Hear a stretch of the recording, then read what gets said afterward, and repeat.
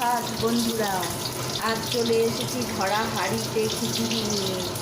আজ অবিরাম বৃষ্টি করছে, তাই ভাবলাম একটু খিচুড়ি রেঁধে ফেলি। আর এদিকে সেই ছোট ছোট বেগুন ভাজা, কি খেতে স্বাদ হবে বলো তো বন্ধুরা। আজকে ঠিক করেছি আজ এটা করে